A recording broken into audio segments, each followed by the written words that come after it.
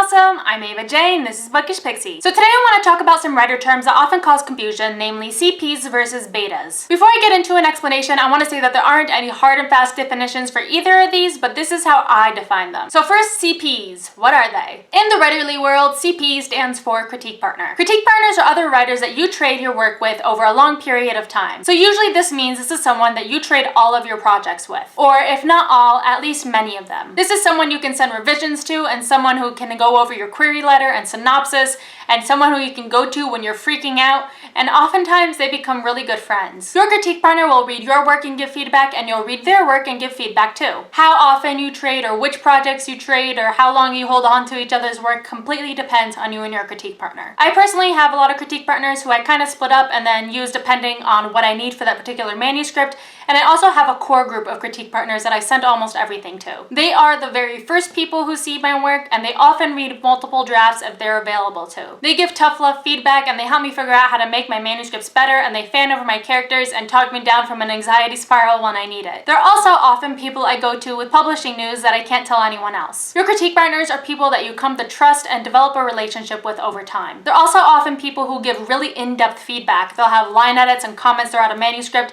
and I've even had rounds with my critique partners where altogether they gave me back over 1,000 comments, which is a lot.